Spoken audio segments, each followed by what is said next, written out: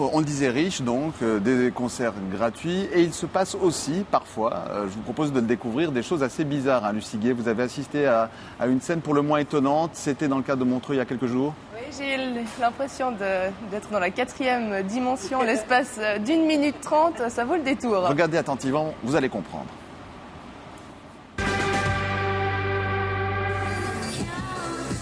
Ah, le Montreux Jazz et ses concerts gratuits, on adore. Et ce soir, je crois qu'il y a une spécialité.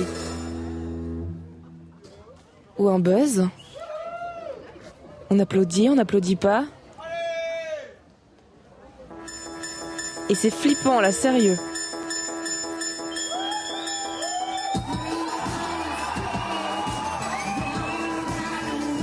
D'accord. Qu'est-ce qui s'est passé, là ? J'ai eu peur! Je sais pas, on était en pleine chanson, puis tout d'un coup, il y a tout le monde qui s'est figé, donc j'ai trouvé ça un peu bizarre. Ça fait bizarre, il y avait un silence, j'ai rien compris, ouais. Ouais, bah moi non plus. Alors c'était quoi ? Une flash mob, c'est une mobilisation éclair. Après, ça peut être par exemple un freeze. Voilà, simplement d'arrêter de bouger dans un endroit si possible un peu saugrenu. Un buzz qui a donc été planifié via le web par le Montreux Jazz et par l'association lausannoise Art et Rire aux rues. Art et Rire aux rues, c'est une association pour la promotion de la bonne humeur.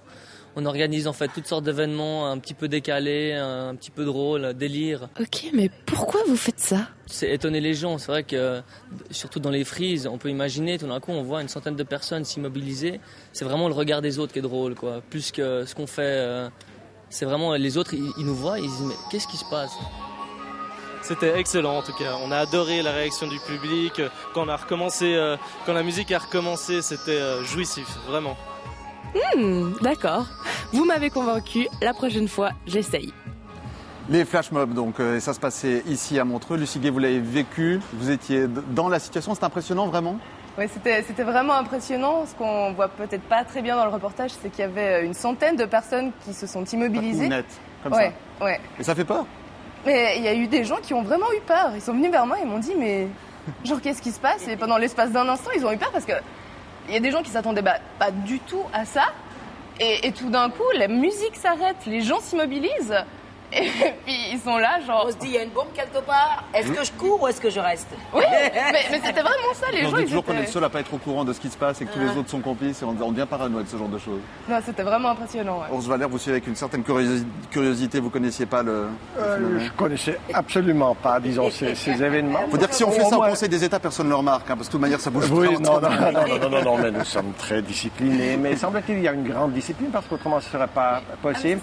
Et puis, c'est aussi une préparation presque militaire, hein, si je peux m'exprimer ainsi. Autrement, ça ne joue pas. Non, il n'y a pas de préparation. Comment il n'y a pas de préparation ? Non, les gens sont contactés par Internet.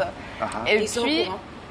voilà. Et donc, les organisateurs ne savent pas forcément combien de personnes vont arriver sur le lieu, si ça va marcher, si ça va pas marcher, parce que là, il pleuvait ce soir-là, donc ils savaient pas s'il allait y avoir du monde ou pas. Et puis, ça a vraiment marché, étonnamment, parce que avec les politiciens, ça ne fonctionnerait pas parce qu'en règle générale, ils n'écoutent pas très bien. Ils ne sont pas assez disciplinés.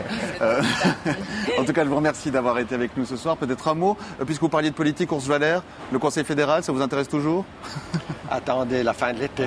D'accord, mais c'est pas exclu. Attendez la fin de l'été. Vous êtes consciente, Angélique Kidjo, que vous parlez peut-être un futur ministre.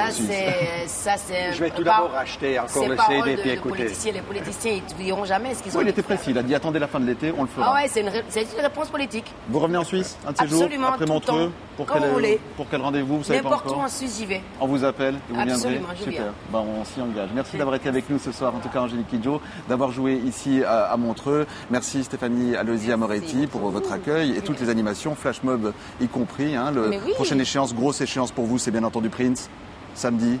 Oui, avec une ribambelle d'autres avant. Donc, par exemple, demain, une espèce de peinture gigantesque dans le parc par Romero Brito avec une centaine de petits-enfants. Donc, et ça sera mis aux enchères le lendemain. Donc, voilà. Et le rendez-vous avec Urs Valère, il est pris, lui, pour donc la fin de l'été, si j'ai bien noté. Oui, et puis, mais je reviendrai lundi pour Rachel Ferrell, à Montreux. Très bien. N'oubliez.